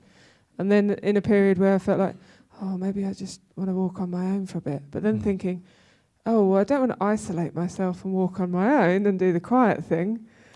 So yeah, I was a bit sort of backwards and forwards. And can you see straight away that's you in your head? Yes. A person who's in their soul goes, I'm interested in Philippa, I want to talk to her a bit. Now I've stopped being interested, or I just want to be alone, so now I'll be alone. It's not, they don't think about it, they don't worry about it, they don't go, oh, maybe I'm isolating myself. Does that make sense? They just do it. Yeah, and everything they do will be harmonious with love either way, right? So sometimes you'll notice I come up to you and just make a very brief comment and then walk away, and some of you get shocked about some of the comments, but you know, that's what I feel like doing in the moment. It feels like I need to say that in the moment. When you're connected with God, you're more in that space where you're doing what is felt. But because you're close to God's opinion, what is felt is always going to be loving in the way you do it, right? So you don't sort of go through so much internal intellectual banter where you worry about things very much. And I would suggest every time you're trying to make a decision, should I do this or should I do that? Straight away you're worried and you just need to stop. And you just need to ponder, why am I in a place of indecision? right? A person who's in their soul and in a state of love never is undecided. So the fact that I'm undecided is indicative of the fact there's a scripture, another scripture in the Bible that says you're limping on two different opinions. And it's funny how it says the word limping. like you have a limp, like you're carrying a limp, you know. And the reason why it sort of makes that statement is quite often when we're in two different opinions, we've got unlovingness going on, and that causes to do things or make choices or decisions that are like us limiting our own movement, like a limp. You know, we're causing our own, we slow down ourselves through this indecision. So when you're in a state of indecision, so the one you mentioned is an indecisive place. So when you're in a state of indecision, you know, well, there's probably multiple things that are unloving going on now. Does that make sense, Philippa? One was that you felt the need, there's obviously guilt there as to going off on your own. Well, you're allowed to go off on your own. You're allowed to do that, aren't you? You got free will. You've got responsibility for your own life. You're allowed to make decision to leave any conversation at any time you wish. Yeah, you don't owe anyone your interest. It's a gift. Yeah, even your partner, your children, anybody. God's given you the gift of free will. You're allowed to use it how you desire to use it. And of course you would consider other people in the usage of it under all circumstances. You would just consider whether it's loving. But it is loving for you to just go leave people to their own stuff and you do your own stuff. That's loving too. It's not loving to observe them in pain and suffering and not want to help. Mm-hmm. Yeah, definitely the guilt resonates of having to give people attention or listen or that kind of injury. Yeah. I think the other thing I was aware of in myself is because I have a tendency to isolate and then not want to connect with somebody. Well, that's also driven by sin too, though, the tendency to isolate. See, when you have a habit of giving to people, you get to a point where there's a threshold of your own pain where you go, now I just want time by myself. Does that make sense? And so both states are actually driven by a sin of one kind or another. You're sort of swinging towards the state of giving, and now swinging towards a state of, oh, I'm tired now, I need to stop giving. But it's not a feeling of like just love of self that drives it. It's more a feeling of tired with the person driving it. Do you know what I mean? And then you often, this is a big one of mine, you know, then when you by yourself, you often find it hard to reconnect with yourself because all you just want is a break because you're just so exhausted from like all that engagement with everyone else. So that's when a person generally like watches telly or eats too much or or just know. Or you just get in the want a numb zone. Yeah. Obviously, when we love, we're able to be with others, stay connected to ourselves, and only express interest or engagement with them as much as our loving will wants to do that, rather than our guilt or our feeling of responsibility for them or our worry about being unloving in some way often causes us to engage with people when our free will desire is not actually to do that. And sometimes when we have to have feelings of our own or we just want to be with ourselves, we can, like Jesus and I on our walk, or even with you guys, you can just be with yourself while you're with others and not be unloving about that. But if someone's at you constantly and you just want to be with yourself, but us sitting saying, you just need to tell them, shut up. I don't want to talk to you. Just say, I need some quiet time, thanks. Thank you. Frequently we walk away rather than do that because we don't want to offend them but that's another injury. Like, honesty would just say, I need some quiet time. I'm going to take it. Yeah. Makes sense. Now, the reason why all of this is a question is because we still don't know what God's love would do. Yeah. Fundamentally, the more in alignment with God's love you become, it no longer becomes a question. You just naturally do. And we don't really know how to love ourselves either. That's right. Well, a part of receiving God's love is learning how to love yourself, isn't it? God's trying to show you the importance of love of self as well as love of others. From God's perspective, you're equal. So you and I are equal. So that means if I'm giving you more than I would give myself, I'm already out of harmony with that love. But if I'm also wanting from you more than I would do for myself, I'm out of harmony with that love. You see, so you feel the nuances of that, the more in alignment with God's love you are. Yeah.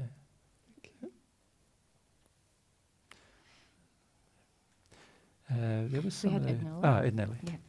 It is not a question about the walk. Is it okay? It's okay. Okay. It's about God's principles. Yes. Love is a substance from God. It is. And are all the other principles also substances that we can feel? Or yes, you could say a part of God's soul. So if we look at it from a theoretical perspective, which is what I'm going to share with you, if you think of God's soul as a container of thoughts, emotions, feelings, passions, senses. Now, God's container is infinite. So it's a big container, you could say, storing all of these feelings and thoughts and emotions. And God's soul is, like you could say, you could use the word pregnant with desires, you know. And the reason why I use the word pregnant, because any time God exercises a desire, it instantly gives birth to the thing that God desires, right? So God's soul is a container of all of these feelings and emotions. They're all substances. And they all flow from God in such a way that you can see the substances if you use your soul perceptions. You can actually see the flow of these substances from God. And many of our spirit friends, of course, can see when you're receiving divine love because of that, because they can see the connection with the Holy Spirit that occurs, the Spirit being God's energy, which is specifically for the delivery of His love. So what the Holy Spirit is God's it's an energy that comes from God, and we called it, in the first century, I coined the term spirit that comes from God. It's part of God's energy, which is part of God's spirit. And that spirit is holy because it's the thing that brings you the most holy part of God, which is love. Does that make sense? Mm-hmm. I'm not saying that there's any unholy part of God, because there isn't, but it's just the thing that's the most important, in particular, to receive first. But it is a substance. It does have an effect on your soul. In fact, as the substance enters your soul, it actually starts transforming it. It's like adding cordial to water, you could say, or something like that. You know, where you got water and it's just clear, and then you add something to it, and now that water has things in it, right? And it's changing the function of the water, its capability, its composition, and its constituent chemical reactions and everything are all changing, right? And it's the same with your soul. There's a whole heap of reactions that start beginning when you receive God's love that start changing your soul into a different creature. So you're no longer human. The way when you first receive God's love, from then on, you're no longer human only, because you've got a part of God in you after that. So you're no longer just a human anymore. Now, every one of God's substances has that effect. But of course, not all of them can be felt unless the love comes first. Because the love has to do work on your soul before you can understand other things that you can seek for from God. And this is the transition between the seventh and eighth sphere, is really getting to the stage where you're at one with God with love. So now you can always receive more love, but now you're capable of also starting to receive other substances of God, because you're at one with God, and so therefore can be educated about what those other substances are, right? Before then, you can't know, right? Because your soul hasn't changed enough to know.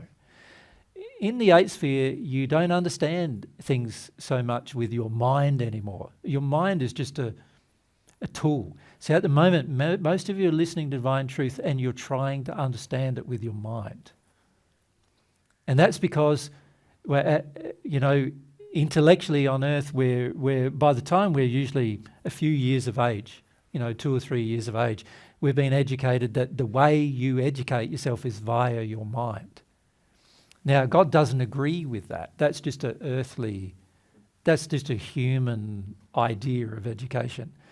God's view of education is that your soul gets educated, your feelings and your emotions get educated.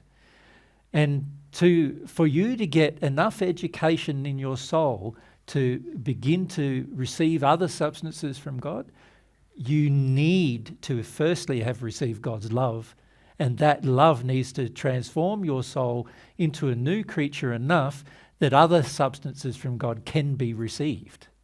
Before then, they can't be. Does that make sense, Anneli? Before you've received love to the point of becoming one with God, you really cannot receive any other things from God, any other substances from God. Because all of them are dependent upon the condition of love to be received. Do you grasp what my meaning? Kind of, because what I was kind of understanding is that if these principles are part of God's character and personality, yep. And for me it's awesome that we even have words for them, like function, economy, and governance. And like, wow, these are God's. Yeah. And if we could love them, can we love more God?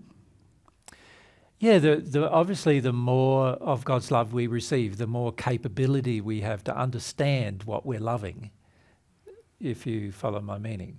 So, for example, when we talk about, say, governance, which is an aspect or a quality of God, and also an aspect or quality of God's love, to understand it completely, you need to receive enough of God's love to understand how to wield it, how to govern things. So, in the spirit world, our soul, Mary and my soul, governs everything below the 36th sphere. But the way you think of governance is not the way we govern, right? And it's also not the way God governs. Like when you think of governance on earth, what do you think of? So when a government governs on earth, what do they do? So they dictate, they control. They have two forms of enforcement. Two forms. One's an enforcement for internal for the government, and that enforcement is the policing system, right? And then they have an external form of enforcement, which is the military. So that's how to force themselves upon other nations. They enforce themselves via the military. So that's the enforcers of their government, you could say, right? Now, it's interesting when you compare that with all God's method of governing, because it's very, very different than that. You know, there are enforcing, like there's laws that enforce certain rules, but all of those laws are not like constantly punishing in the way that the forms of government that we use on earth are. So when we use the term governance, from God's perspective, it's more like suggestion. But even that doesn't accurately describe it, because it's not really a suggestion, because the law is upheld. Open to negotiation. It's not open to negotiation, but it is a suggestion in the sense that your free will is still able to be observed, and you're allowed to break that rule if you so desire. Of course, not without consequence, but you are able to break it. You think in governance on earth, if you try to break a law and you're picked up for it, you'll be put in jail. You'll actually be stopped from breaking the law. Does that make sense to you? Like the whole point of a prison is to stop you breaking the law, isn't it? One way or the other, to restrict your ability to govern, right, or to govern your own life. You are placed in a prison and your will is controlled. Well, God doesn't do that to you. The laws have a penalty upon your soul so that you can feel what happened rather than have the restriction like physically. So the beautiful thing about that is that if you're sensitive, you can respond, and if you're not sensitive, you won't, and you'll continue on your merry way sinning some more, right? Yeah, and it's interesting, isn't it? The more of God's love you receive, the more you feel there is governance upon your soul. It's not just an idea anymore, you feel it. No. A lot of us on earth in our state of sin, we sort of feel, oh, well, that's an interesting idea, but I can still do whatever I want. I'm still basically God. But the more of God's love you receive, and even if you intellectually see, oh, yes, there seems to be laws, there seems to be pain and suffering, it's a very external idea. But God's governance is really upon our soul, as you're saying, and the more of God's love you receive, the more you understand that. Let's look at an addiction, for an example. An addiction is an evil love, right? So let's look at an addiction. The average person on earth views their addictions very innocently, they think. They sort of almost view their addictions as, you've got to do them. You know, Well, it's how I enjoy life. It's not just that. You've got to do them. You feel impelled to. Like, you know, the average one of you today, when you were walking next to your neighbour, you felt like you had to talk. You don't have to. You're allowed to be silent. You felt like you had to talk. There's many of you I walked with the whole time and you were talking to me and I never opened my mouth once. Right? You didn't even contemplate whether I was even listening. I was, but for many of you, you wouldn't have known because you spent too much time talking rather than feeling me to know. You know what I mean? I was listening, but I could have not been and you wouldn't have even known. So, you know, the average person sort of goes, I'm in my addiction, I've got to do it, I've got to do it. The feeling inside of the soul is, I am doing it. I am doing it. I am doing it. I'm doing it right now. I'm doing it. Now, they're evil loves. All of those are evil loves, but the average person does not feel they are. If we were in alignment with God, we would know they are. We would understand that our addictions are evil loves, that they actually generate almost all of the sin in our lives. Our addiction is what does that. You know, almost every sin we ever commit is driven by an addiction of some kind that we feel is good. Right? Now, when you're in alignment with God on the matter, you would feel that would not be good. You would know that. But when you've received some of God's substance in your soul, not only do you know it, but it's impossible to do it. Because to do it would be to act against the substance that's present, right? So it's very different than what most people imagine. Most people sort of imagine that they receive some of God's love and then they learn how to do the right thing from that. But it's not really like that. You receive some of God's love and it really hurts to act against it after that. Because you still can, but it's like when you're in a state of sin, sin is the thing pulling you into action. When you've received some of God's love, now there's a different pull upon you. You can always go against those pulls. But it's hard. But it's hard. Harder.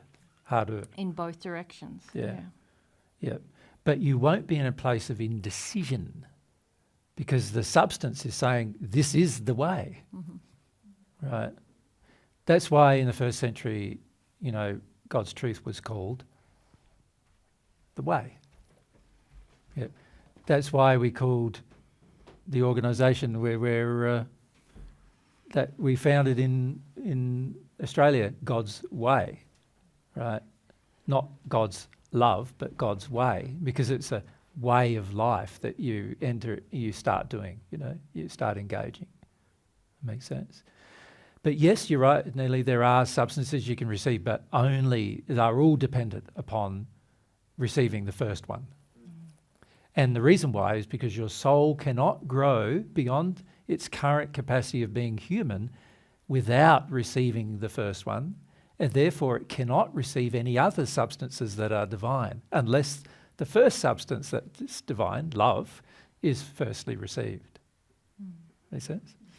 But I like your feeling to love the principles, because you can pray to God about the principles. God, show me this principle, you know, through your love, show me this principle. And the nuances of it as well. Yeah. That's a lovely exercise, actually. Yeah. To the extent that I can feel it and understand it. Yeah, but understand you're not going to understand them. until you receive some of God's love, because God's love changes your soul enough to understand them properly. You can't really long to God. God, show me function, but don't give me any love. And you also can't understand truth until you understand, like, receive the love either, to a large degree. Like, truth is interesting because there's a certain amount of truth you can absorb intellectually. The human has been able to absorb enough truth to reach the sixth sphere of the spirit world. So therefore, you're able to do all of that intellectually, and through your exercise of your own effort without having any substance from God. But you can't enter the seventh without love from God. And you can't even understand the seventh without love from God, actually. You can't even live there on any level without feeling a degree of pain unless you have the substance of God. Nobody can even be taken there unless they have the substance of God in them. So there is a certain, you've got to remember, we talked about this on Friday. We said there's a limit of the perfect natural man. Remember we talked about that Friday? Your love, just as a person, as a human, is limited. It's always going to be limited. It's the limit of your design as a human, right? For you to go beyond that limit, you need something outside of yourself, and that's God's love. And one reason why you need it is because without the substance outside of yourself, your soul is not going to be transformed enough to enter the next part of your development. Your soul needs the substance in order to be able to understand anything beyond the sixth sphere. Anything beyond it, actually. Yeah. Without receiving God's love, no matter how I could talk to you about everything that happens in the seventh and everything that in the eighth, none of you will grasp any of it unless you receive God's love to that point. And this is why in the spirit world, frequently we don't share things I've shared with you on earth. Frequently I wouldn't be sharing with people in the spirit world. You only share with them what they're right at this moment capable in their soul of receiving, is all that you share. Thank you. So at the moment, many of you have had shared with you through divine truth more than what you're capable in your soul of receiving, and then you make the big mistake of trying to do it. You understand? Without there being a heart, the heart-based, the love-based understanding of it. And this is where we make mistakes frequently, because you've been taught from a young age in this life that the way you learn is through your head, through your intellect. That's the way you prove yourself to your parents, through your intellect. You've been taught that. And so, when somebody starts teaching you divine truth, you try to apply the same learning principles to that as what you did when you went to school and learnt maths or science or English or something. And none of it's going to work, but initially you sort of think and hope that it will. Yeah. After a while you give that up, and then things improve more rapidly after that, generally. Yeah. Honestly, it's a good thing to give it up. Yeah. Yeah. Yeah. Yeah. Okay. We've got... If we go to Courtney, maybe.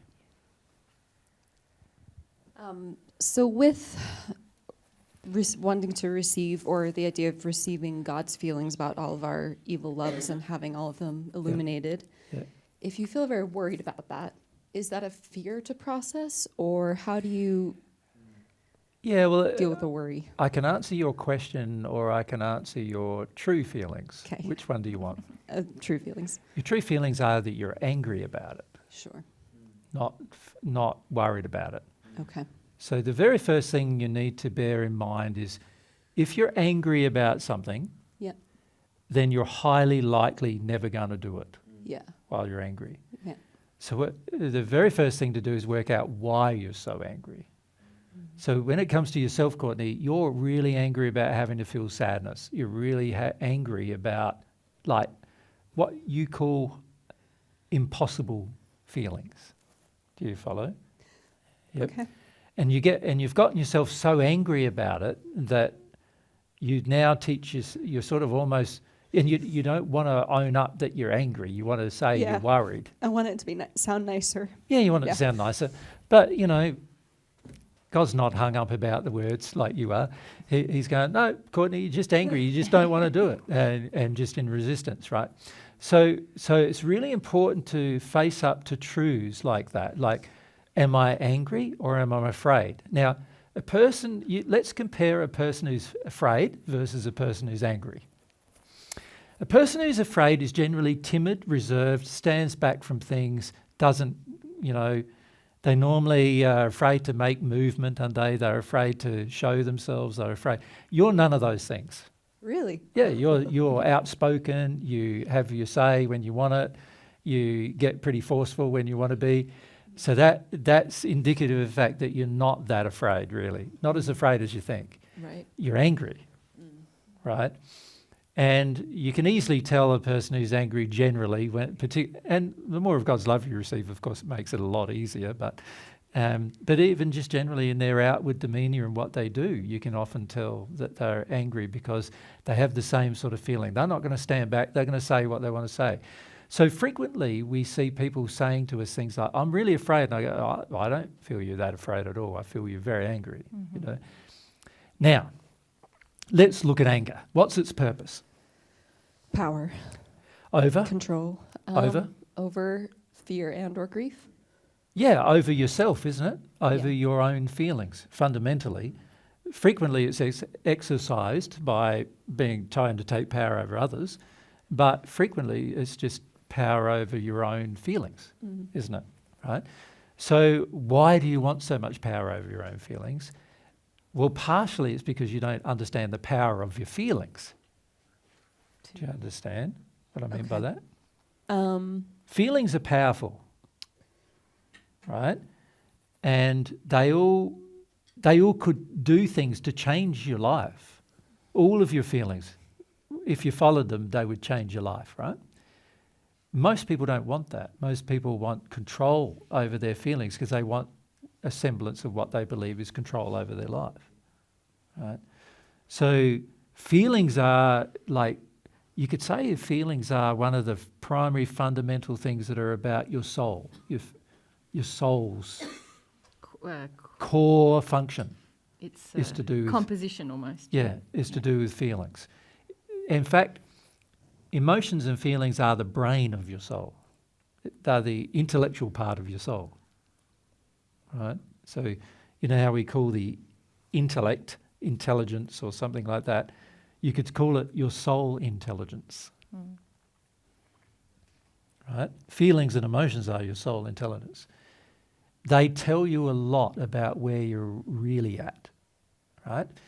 So when you don't want to have them, you are severely it's like putting a cast around your soul, when you got a broken arm and you put a cast around it. What is the purpose of the cast? Hold it in place. It's to hold it in place, to not have it change or grow, to move, because they're worried about the bone, not mending, of course. So you put a cast, so don't move it, and now everything should go back together is the general thinking, right? But if you put your soul in a cast, what's the purpose of that? Can you see it's to control all of your soul's functions? And particularly, if you think your soul is primarily your feelings and your emotions, your desires and your passions, you're controlling your soul's personality, controls emotions, feelings, passions, desires, the longings of your soul, by being angry with it, by controlling it with anger, right? What does that do? It automatically means that the functionality of your soul is severely inhibited. So what I notice for yourself, Courtney, is you're asking me how to grow while at the same time severely curtailing your own growth. Yeah. Does that make sense to you? Now, can you think about that logically? I'm thinking I want to grow. I'm hoping I want to grow. I think a good girl grows. A good girl should grow. I've heard this divine truth now. I should do it type of feeling. I need to be a good girl and do it type of thing. But internally, there's this, I don't want to do it. I don't want to do it. What's it going to mean? What's going to happen next? There's going to be, desires have to change. There's going to be emotions that I'm going to have to feel. A lot of them are not going to be good, is what you believe. Actually, emotions are great, whether they're sad or not. They are great because you start recognising the power of the soul. But this is not the way you think. You sort of think, bad emotion, not no bad emotion, good emotion, because it's going to help me grow. You think bad emotion always, keep it under wraps. And also you have a strong feeling, Courtney, that you're not capable of feeling your feelings, your emotions. This is something that many people have, where they are frightened of their own emotions so much that they feel they're never going to be able to, never let them go, never let them be there, never let yourself be conscious of them, because they could like damage your entire life. And you might be stuck in them forever, or they might just govern you rather than you let them go. And also just this underlying feeling, I just can't handle them. I just can't handle particularly things like grief, right? I just can't handle it. You know, many people on earth have the feeling they'd rather kill themselves than handle their grief. Yeah. And many do. Kill themselves, not just physically kill themselves, but also kill them through sort of diseases that are all about managing grief. Yeah. And so you've got to face, I'm just angry about all that, right? And unless you really connect to that, it's going to be hard to share truth with you about things. You follow? Yeah. Yeah. But what I notice is almost in every question, you always say you're worried or you're afraid, right? And that's indicative of the fact that you've got a lot of judgment about anger. I do. Yeah?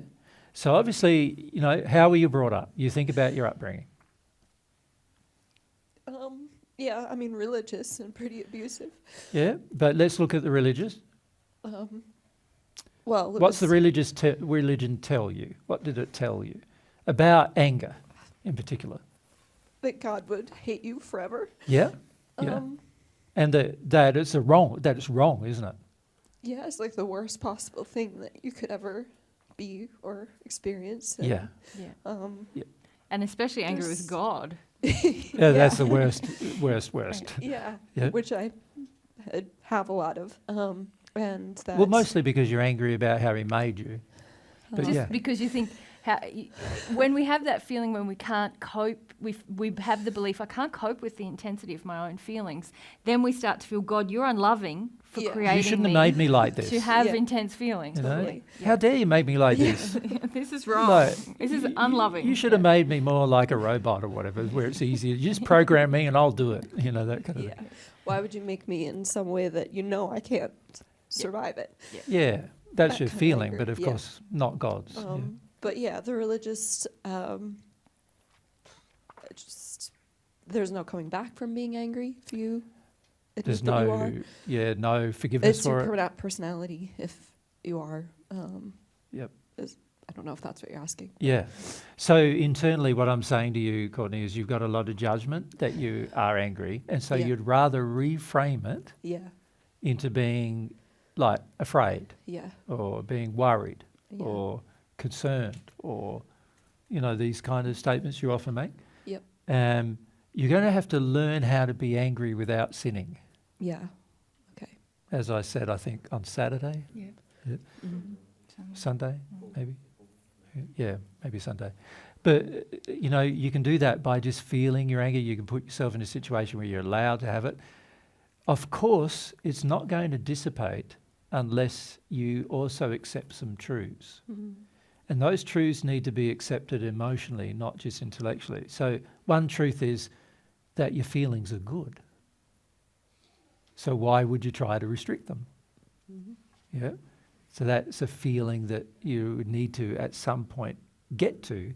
If you think your feelings are bad every time you have them, then of course you're going to be very inclined to be angry every time you have one. Makes sense? Yeah.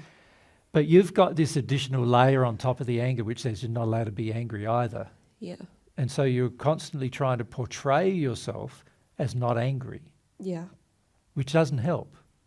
It's just harmful. It also causes a lot of internal turmoil in your body. So this is where a lot of your internal body problems come from. Yeah. Because you're in a place of disagreement internally, your body is going to display these disagreements in different ways. And most of your disagreements are about anger versus fear.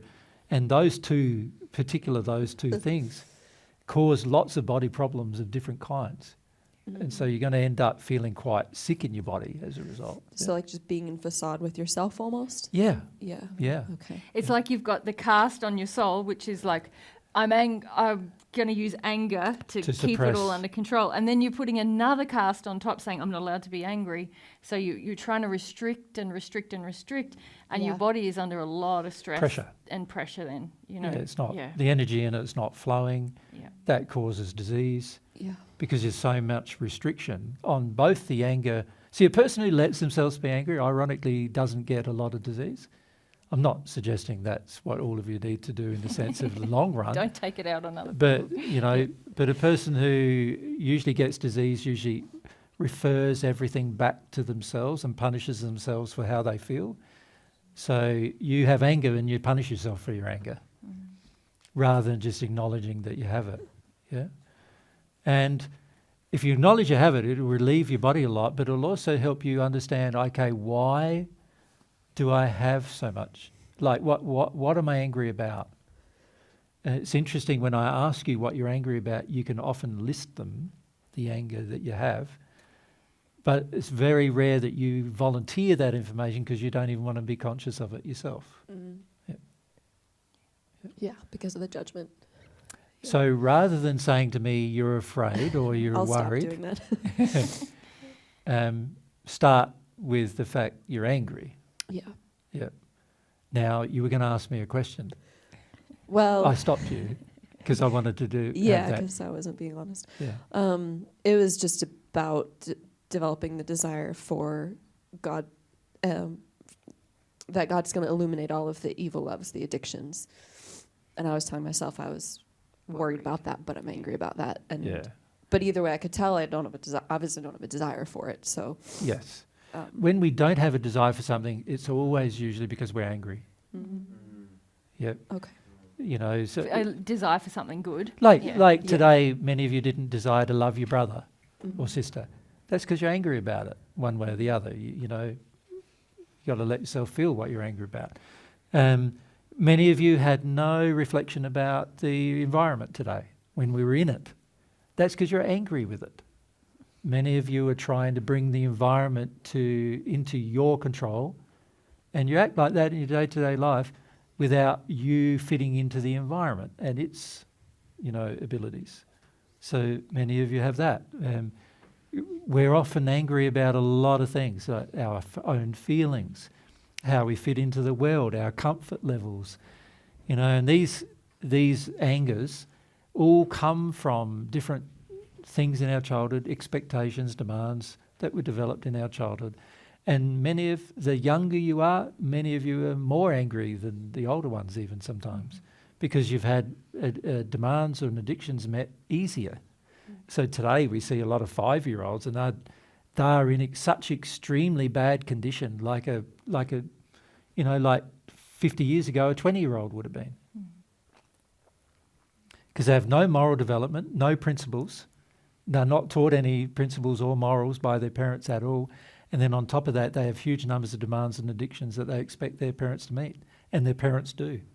The parents have taught them that they are going to. And so we see many 5-year-olds now in the same soul condition as what we see a 20-year-old in the 60s. Yep. For these reasons. Yep. Everything's so more accessible. Your addictions are more accessible. There's children going around now, 3 years old, playing video games on their mobile phones. And bossing their mums around. By yelling and screaming at them constantly. Yeah. So it's not good, the anger, but you've got to see that, I've got to start where I am.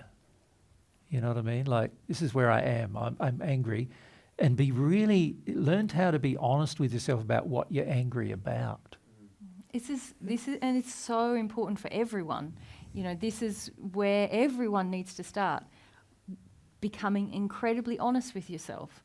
Because most of the time we have a facade that's designed by us to make ourselves feel better about ourselves or feel more comfortable. And really the essence of prayer is your honesty with God. And so unless you can be honest with yourself, how can you be honest with God? It's very important. Yeah. Remember, the Holy Spirit is attracted to those who are in a spirit of truth with God. So when you're saying to yourself you don't have an emotion when you do, you're no longer in a spirit of truth with God, so nothing else can happen now. So far better to own up to your anger than it is to make out you don't have it. Or to convert it into fear. Relabel it. It's like we got out the labeler. Not anger, fear. Stick that. How many of you were involved in New Age movement before we met you? Right? You were taught to reframe everything, were you not? If something looked bad, it was good really. You know, that kind of thing.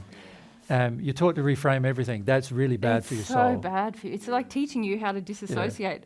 It's everything that we're trying to undo is on this path. Yeah. So you just got to bear that in mind. What is the time? Yeah, I might need a... Toilet break, shall we? Just a 5 minute? Can we do that? Yeah.